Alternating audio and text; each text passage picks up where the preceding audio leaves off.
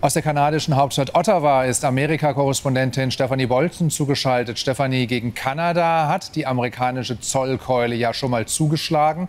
Was erwartet man in Ottawa und wie will sich die Regierung dagegen wehren?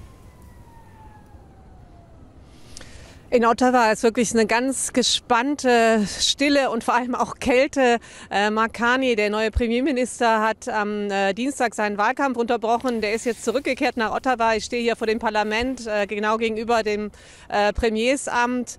Ja, also wie gesagt, Trump hat ja bereits Zölle gegen Kanada verhängt. Vor allem ganz wichtig, 25% auf Stahl und Aluminium. Ich war unterwegs unter anderem in Hamilton in der Nähe von Toronto. Das ist so eine alte Stahlstadt. Habe da mit Stahlarbeitern gesprochen, die mir erzählten, dass die Aufträge bereits um 30% eingebrochen sind in der kurzen Zeit.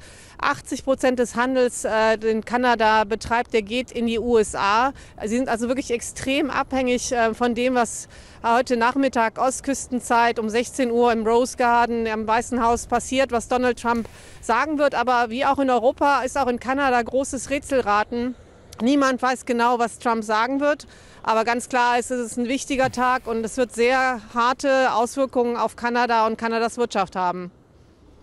Wenn Donald Trump jetzt seine Zolldrohungen wahrmacht und dann die schlimmsten Befürchtungen vielleicht eintreten sollten, steigt dadurch wiederum auch die Chance auf weitere Freihandelsabkommen unter den anderen Nationen, also zwischen Europa und Kanada? Da gibt es ja bereits das CETA-Abkommen.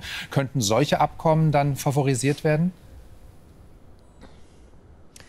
Naja, also wenn man hier mit den Kanadiern spricht, die sind da auch ein bisschen schon fast zynisch, weil Donald Trump, es gab ja ganz lange Jahre das sogenannte NAFTA-Abkommen zwischen Kanada und Amerika und Mexiko und Amerika bzw. USA. Das hat Donald Trump ja in seiner ersten Amtszeit schon aufgelöst, neu verhandelt. Da hatte man sich eigentlich gut geeinigt. Es gab also schon ein Freihandelsabkommen.